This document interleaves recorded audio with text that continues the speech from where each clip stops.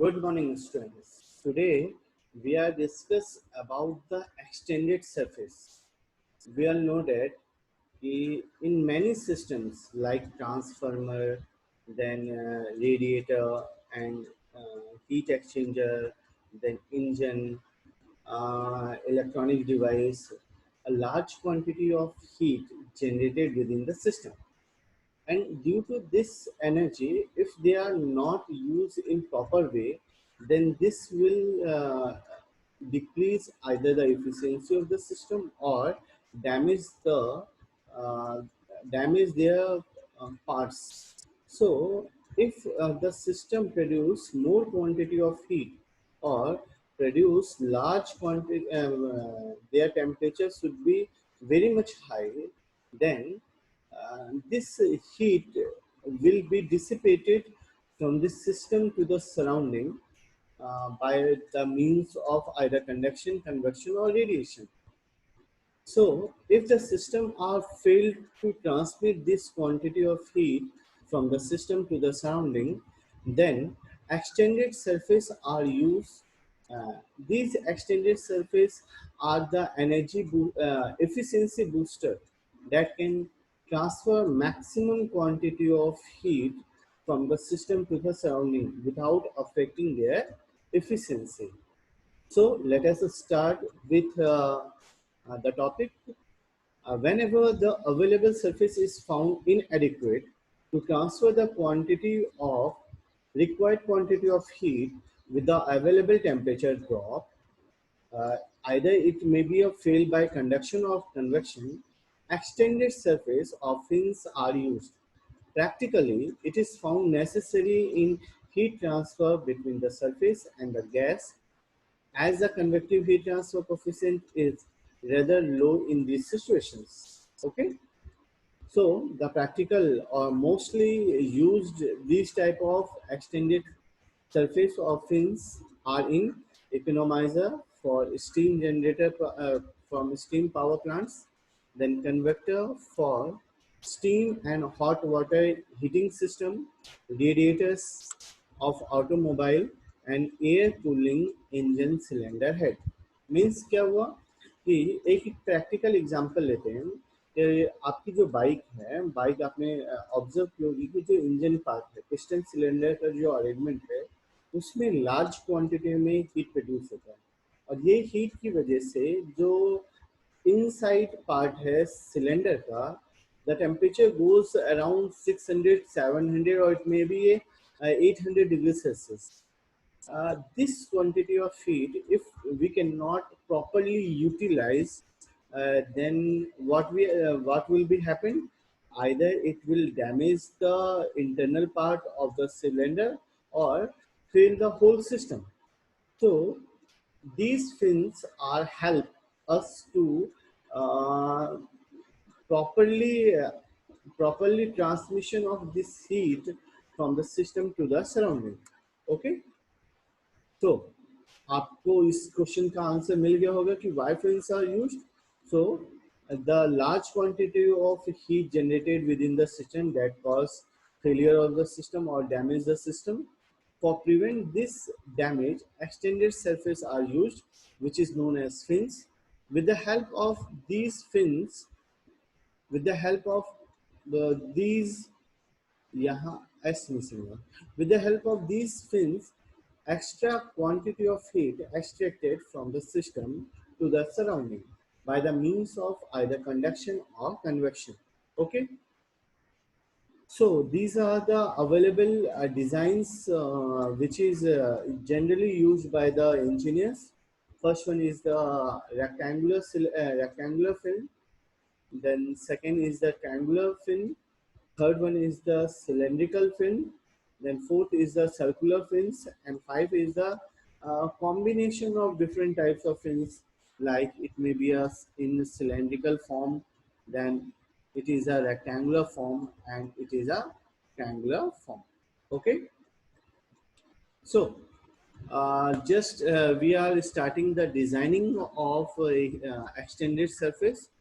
For before start the designing part, we have several consider several assumptions These assumptions are: first one is the steady state heat convection, means with respect to time, heat cannot be generated uh, without any notifications.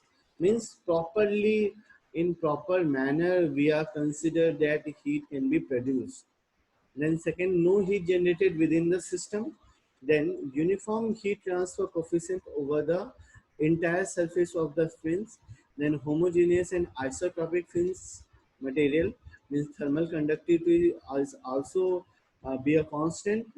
Then negligible contact thermal radiation, when two bodies are come together, then they cannot produce any type of heat themselves. Then heat conduction in one dimensional, it means when we are focused on the designing part, it is necessary to consider heat conduction should be in one dimensional. After that, we are assuming it will be in three dimensional way. Then we are negligibly the radiation part, because heat cannot be radiated themselves. Okay, in this condition only. So let's start. Heat flow through rectangular fins.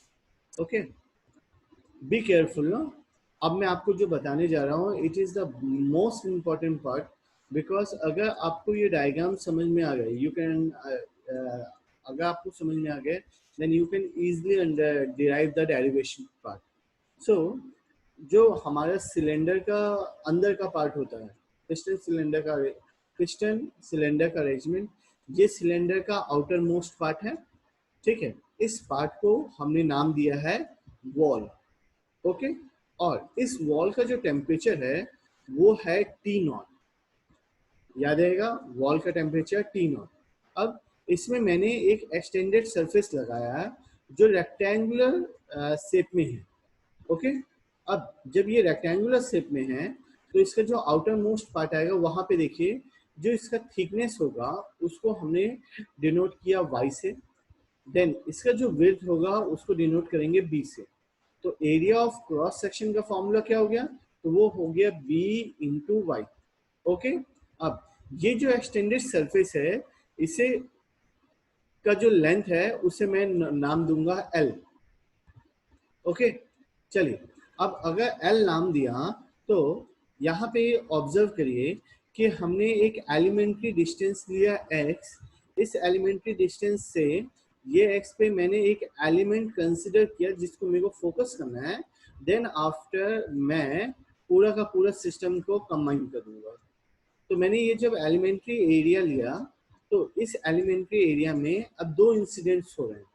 सबसे पहला incidence है कि QX quantity में मैं heat को conduct करवा रहा हूँ, और ये जो है ये एलिमेंट्री एरिया में एंटर कर रहा है. देन जब ये पास आउट हुआ dx डिस्टेंस से, तो ये जो बन के बाहर निकला वो हुआ x प्लस dx. ओके, ये कंडक्शन का पार्ट था. देन कन्वेक्शन के लिए उसने बताया कि Q कन्वेक्टिव ट्रांसफर होगा. तो Q कन्वेक्टिव में आपको हमेशा याद रखना है कि न्यूटन्स लॉ ऑफ कूलिंग ने स्टेटमेंट दिया था कि Q is proportional to H heat transfer coefficient, then A, area of cross section, into temperature of hot body minus temperature of cold body. मतलब जहाँ का टेम्परेचर हाई होगा उसे मेरे को पहले कंसिडर करना है, देन आफ्टर जो लोअर टेम्परेचर है उससे फॉलो करना है. ऐसा क्यों? तो जनरली आप लोग ऑब्जर्व करोगे कि ये जो पूरा होल सिस्टम है, इस सिस्टम का टेम्परेचर जो है वो नॉट लेस देन 300 और 400 डिग्री सेल्सियस रहेगा. और ये हीट कहाँ डिसिपेट कर रहा है, एक्सट्रैक्ट कर रहा है? तो ये इन्वायरमेंट में कर रहा है. तो इन्वायरमेंट का टेम्परेचर क्या हुआ? तो हमने कंसिडर किया T आइदर A से डिनोट कर रहे हैं, या इसको कुछ बुक्स इनफाइनाइट से डिनोट करते हैं. ठीक है, और दूसरी बात याद रखिएगा कि पेरीमीटर का जो यहाँ पे फॉर्मूला होगा, तो ये रेक्टेंगुलर है, तो रेक्टेंगल में पेरीमीटर का फॉर्मूला होगा 2 times of thickness plus width. और यहाँ पे एक और चीज इंपॉर्टेंट है, यहाँ पे एरिया का उसने एक फॉर्मूला और यूज किया है जो आपको फ्यूचर में काम आएगा. कि area of the extended fringe is equal to perimeter into its length होगा। याद रहेगा? चलिए नेक्स्ट स्टेप में चलते हैं। तो हमने क्या क्या की बात की?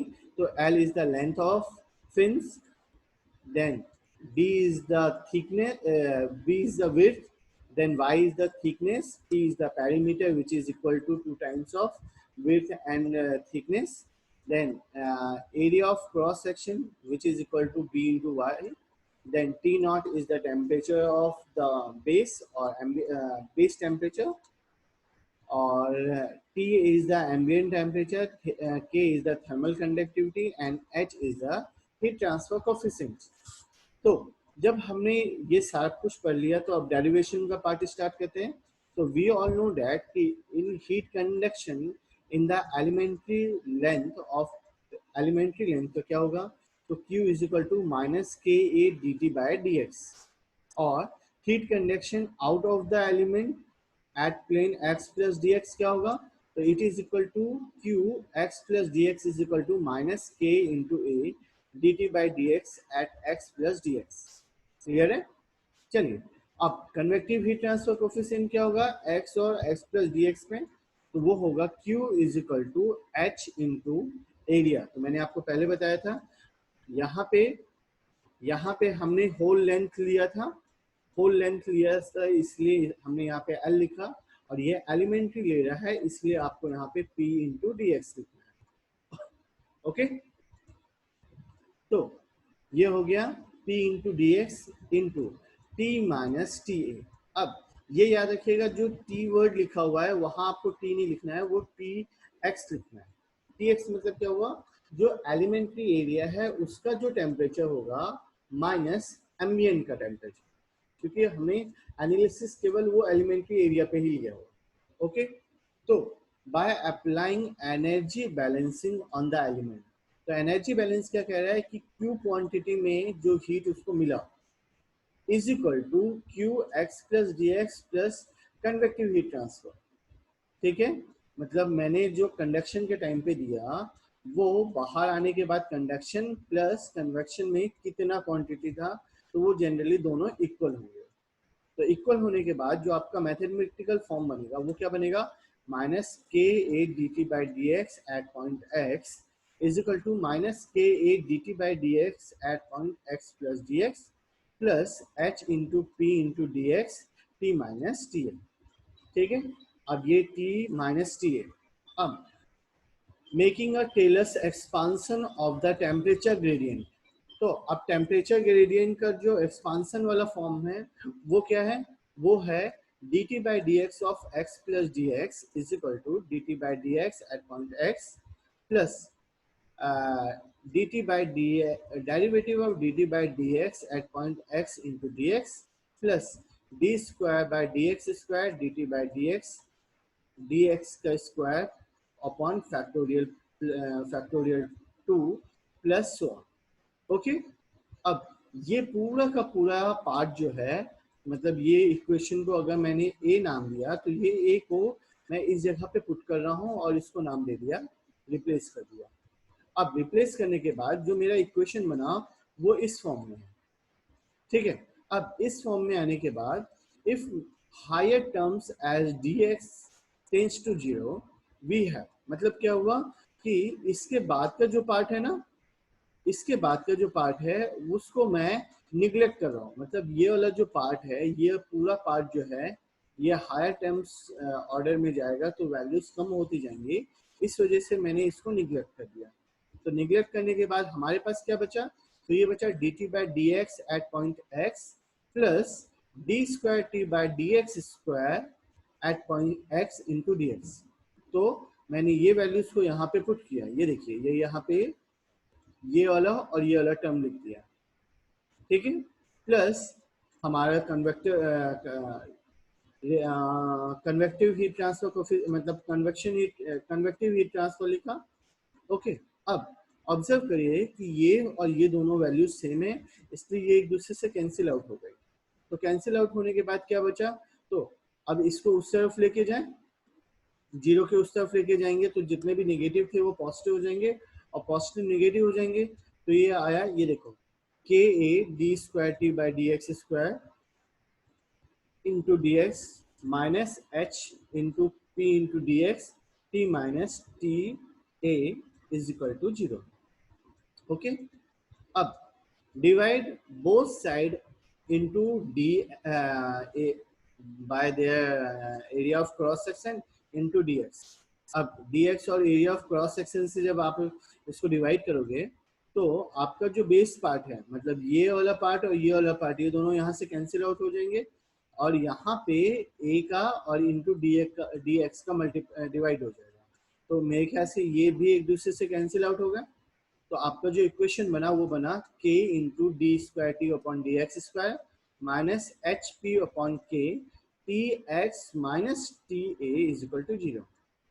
ठीक है, और अब इस k को भी मैं यहाँ से रिप्लेस कर देता हूँ, इसको भी मतलब डिवाइड के फॉर्म में ले आता हूँ।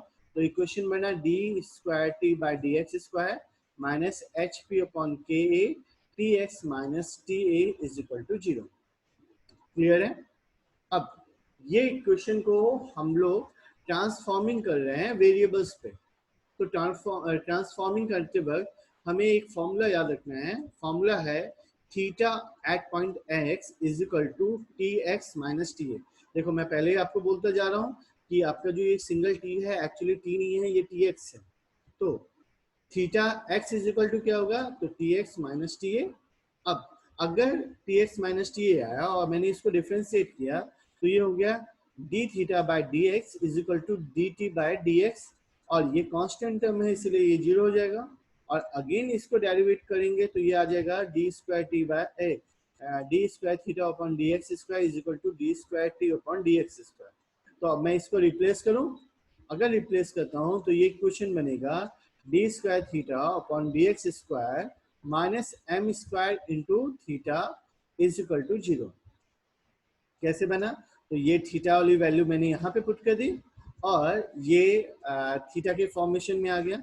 और यहाँ पे जो मैंने एम स्क्वायर वर्ड यूज किया है ये किस चीज को डिनोट कर रहा है, तो इस क्वांटिटी को डिनोट कर रहा है। तो एम जो है एक कांस्टेंट है और ये कांस्टेंट की वैल्यू क्या होगी, तो under root H P upon K होगी। ये आपका बेस फॉर्मूला है, ये याद रखिएगा, M is equal to under root H P upon K A. Okay, चलिए तो अब इसका अब इंटीग्रेशन का पार्ट लेंगे, जहाँ पे हमने जो हमारा जो इक्वेशन है उसको second derivative order homogeneous second order differential equation में डाल देंगे। तो इक्वेशन डाला तो क्या होगा, इक्वेशन बनेगा theta is equal to C one E raise to power M X plus C two E raise to power minus M X. और थीटा क्या होता है, तो थीटा होता है T x minus T A is equal to C one E raise to power M X plus C two E raise to power M X. अब मुझे क्या करना है, तो मुझे बाउंड्री कंडीशंस डालनी है। बाउंड्री कंडीशंस क्यों डालनी है, तो यहाँ पे आपने ऑब्जर्व किया होगा कि जो आपका टेम्परेचर, मतलब आपने जो पूरा का पूरा एनालिसिस किया है, ये पूरा का पूरा एनालिसिस आपने एक एलिमेंट्री एरिया पे लिया है। अब ये एलिमेंट्री एरिया जो है वो उसके सिंपली एक मतलब एक केवल एलिमेंट्री एरिया तो है नहीं, ये तो पूरा का पूरा एक्सटेंडेड फिल्म है। तो ये फिल्म का अब मुझे इंटीग्रेटिंग पार्ट डालना है। तो इंटीग्रेटिंग पार्ट डालते वक्त मुझे क्या क्या फोकस करना है, तो मुझे, अगर आपको वो बेस डायग्राम याद है, अगर आपको याद है तो आपने क्या बोला था कि अब यहाँ पे मतलब जो ये वॉल है वहां पे x की वैल्यू मैंने 0 कंसिडर की। ठीक है, मतलब मैं क्या कर रहा हूँ, पूरा का पूरा एक्सटेंडेड सरफेस ले रहा हूँ। तो अगर एक्सटेंडेड सरफेस लूंगा तो यहाँ पे x की वैल्यू क्या हो जाएगी, 0। और ये जो पॉइंट है यहाँ पे x की वैल्यू क्या हो जाएगी, तो हमारा जो लेंथ था वो l था, तो वो l के इक्वल हो जाएगी। तो चलिए पहला बाउंड्री कंडीशन डालते हैं। तो पहला बाउंड्री कंडीशन बोलता है कि अगर x इज इक्वल टू 0 हो गया, अगर x इज इक्वल टू 0 हुआ तो आपका जो इक्वेशन बना था, इक्वेशन क्या था, इक्वेशन था theta is equal to T x minus T A. ठीक है, तो जब मैंने बेस कंडीशन डाला तो ये x की वैल्यू क्या हो गई, 0। तो अगर ये 0 हो गई तो ये किसका टेम्परेचर हो गया, बेस टेम्परेचर हुआ। तो ये बेस टेम्परेचर आया टी नॉट माइनस टी, याद रहेगा। तो इक्वेशन जो बना वो आपका बना थीटा नॉट। ओके, चलिए बाकी दूसरी कंडीशन डालने के लिए, अब मतलब दूसरी बाउंड्री कंडीशन डालने के लिए यहाँ पे तीन केसेस अराइज होते हैं। तीन केसेस कौन कौन से हैं? तो पहला कंडीशन ये है कि जो बाउंड्री है, मतलब हमारा जो ये वॉल है, हमारा ये जो एल की वैल्यू हमने यहाँ पे डिफाइन की थी, ये तो अभी अननोन है ना, तो ये अननोन के लिए तीन कंडीशंस एप्लीकेबल हुए। पहला कंडीशन क्या है कि ये एल की वैल्यू इनफाइनाइट हो गई। अगर एल की वैल्यू इनफाइनाइट हो जाएगी, मतलब इतना लंबा हो जाए, इतना लंबा हो जाए कि आपका टी एक्स की वैल्यू जो है वो टी ए के इक्वल हो जाए, मतलब एम्बिएंट टेम्परेचर के इक्वल हो जाए, तभी हीट ट्रांसफर नहीं हो सकता है। तो पहला कंडीशन क्या हुआ कि the fins are infinitely long and the temperature at the end of the fin is essentially that of ambient or surrounding temperature. Then second condition क्या होगी? तो हमारा जो ये पार्ट है, टिप वाला पार्ट है, मैं इसको पूरा का पूरा इंसुलेट कर देता हूँ। तो इंसुलेट कर दूंगा तो यहाँ से हीट ट्रांसफर नहीं होगा। और थर्ड पार्ट है कि ये जो एक्सटेंडेड फिन है ये फाइनाइट रहेगा और केवल यहाँ से जो हीट रिलीज होगी वो केवल कन्वेक्शन के थ्रू ही होगी, यहाँ कंडक्शन अपना रोल प्ले नहीं करेगा। तो चलिए पहला डेरिवेशन मतलब पहला केस स्टडी डिस्कस करते हैं। पहले केस स्टडी में आपका ये जो बेस डायग्राम है वो वापस इन्होंने क्रिएट किया है। तो बेस डायग्राम में x की वैल्यू पहले केस में x इज इक्वल टू 0 था और दूसरे केस में x is equal to L is मतलब x is equal to L होगा और L is equal to infinite होगा।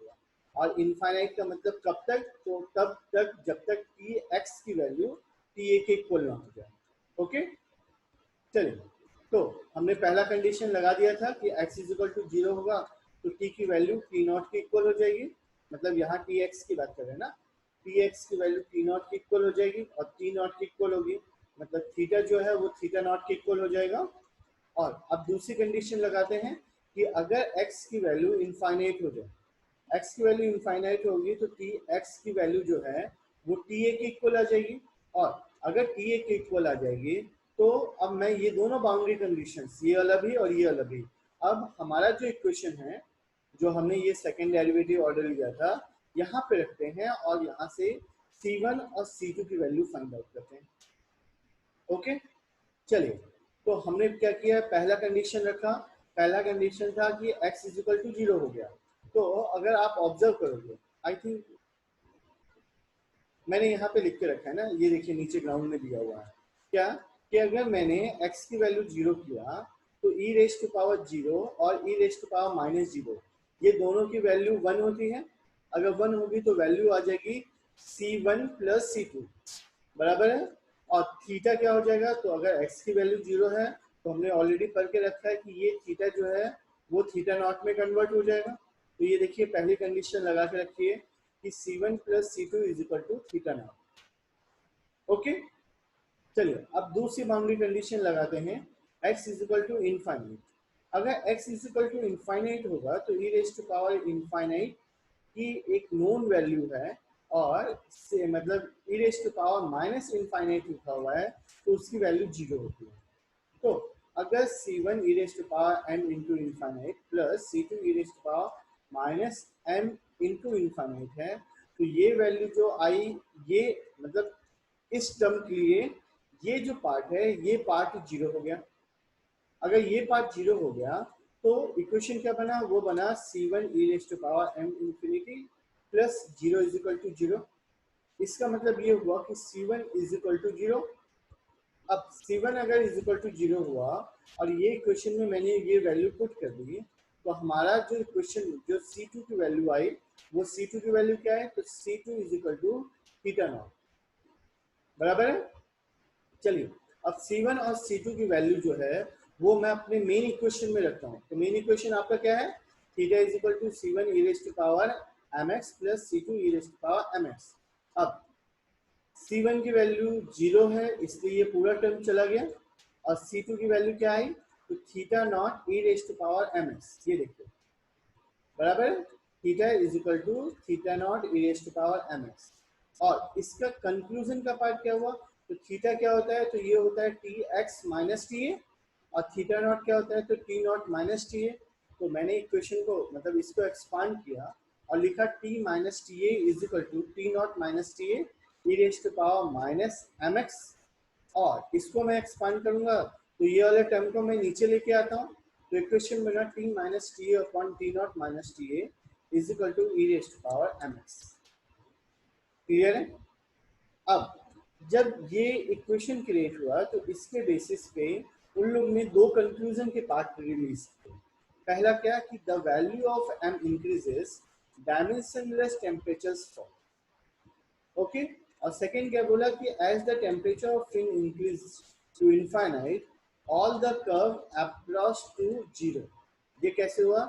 ये देखिए उसने एक यहाँ पे सिंबल बना के रखा कि if m1 is greater than m2 and m2 is sorry m1 is less than m2 and m2 is less than m3, तो आपका जो इक्वेशन है वो मतलब ये जो पार्ट है ये पार्ट टेंस टू जीरो के ओर मूव करने लग जाएगा। मतलब एक ऐसा टाइम आएगा जब वो बिल्कुल उसकी वैल्यू जीरो पे आ जाए। ओके, चलिए, तो इसके बेसिस पे आपको अभी रेट ऑफ हीट ट्रांसफर निकालना है फिन्स का। तो रेट ऑफ हीट ट्रांसफर दो बेसिस पे निकलता है। पहला the by consider the heat flow from the root or base by conduction, or by consider the heat which is transferred by convection from the surface of film to the surrounding। तो पहले मैं conduction से निकालूं, तो conduction में formula क्या था, Q is equal to minus K A d T by D x, और d T by D x at x is equal to zero क्या था, तो वो वैल्यू थी माइनस एम, जो आपने पहले पढ़ के रखी हुई थी, minus M T naught minus T A E raise to power M X. ठीक है, और अब x की वैल्यू मैंने पुट की, तो x की वैल्यू पुट करने की वजह से इसकी वैल्यू 1 हो गई, तो फॉर्मूला क्या बना, is equal to minus M into T naught minus T. अब ये वैल्यू जब मैं यहाँ पे पुट करूंगा तो आपका इक्वेशन क्या बनेगा, तो q is equal to minus K A into d T by D x की जगह पे मैंने ये वैल्यू पुट की। तो ये वैल्यू रखने के बाद हमारा जो इक्वेशन बना वो हुआ k into A into M T naught minus T A, बराबर है। अब मैं इस m को एक्सपांड करता हूँ, तो मुझे मैंने आपको पहले बताया था कि ये बेस फॉर्मूला इसलिए याद रखिएगा, तो वो क्या था, under root P H upon K A. अब अंडर रूट के ए को क्या मैं ओपन कर सकता हूँ, सॉरी क्या मैं इस के ए को ओपन कर सकता हूँ, तो मुझे पता है कि under root A into under root A is equal to A होता है। तो इसी तरीके से मैंने इसको ओपन किया तो यहाँ पे आया अंडर रूट के ए इंटू अंडर रूट के ए, और एक अंडर रूट के ए से के ए कैंसिल हो गया, तो बचा under root P h K A T naught minus T. Clear है? तो आपका जो फॉर्मूला बना वो फॉर्मूला क्या था, तो वो फॉर्मूला जो आपको याद रखना है वो है Q of fin, rate of heat transfer of fin is equal to under root P h K A T naught minus T. अब दूसरा जो तरीका कन्वेक्शन, पहला हमने कंडक्शन से निकाला, अब कन्वेक्शन से निकालना है। तो कन्वेक्शन का फॉर्मूला क्या हुआ, Q is equal to H into P into D x T naught minus T A. अब मैंने इसमें लिमिट पुट कर दी जीरो से इनफाइनाइट। अब जीरो से इनफाइनाइट अगर लगाया तो हमारा डी एक्स जो है वो एक्स में कन्वर्ट होगा। ठीक है, ये देखो ये लिखा हुआ है, मैं ये जो डी एक्स पार्ट है इसको इस तरफ लेके गया, और इस तरफ लेके आने के बाद integration of minus M x क्या होगा, तो e raise to power minus M x into one by minus m आएगा। ओके, माइनस से माइनस प्लस हो जाएगा, तो ये केवल बचेगा वन बाय एम। अब इसमें मैं अगर दोनों लिमिट पुट करता हूँ तो उसकी वैल्यू जीरो आएगी, सॉरी वन आएगी, वन माइनस जीरो। ठीक है, तो ये आया वन अपॉन में एम इक्वल मतलब आ गया। तो फिर से आपका इक्वेशन बना H into P T naught minus T A under root, ये यहाँ पे डिनोमिनेटर में था, इस पे के ए अपॉन पी एच हो जाएगा। और ये इक्वेशन मतलब इक्वेशन नंबर मैं x ले लेता हूँ और यहाँ पे इक्वेशन नंबर y ले लेता हूँ, तो ये दोनों अगर बराबर आई मतलब मेरी जो वैल्यू है या मेरा जो एजम्पशन है वो करेक्ट है। ठीक है, चलिए आज के लिए आई थिंक इतना काफ़ी है। इसके बाद इसके न्यूमेरिकल्स करने हैं तो हम नेक्स्ट टाइम में मिलेंगे। आज के लिए थैंक यू वेरी मच।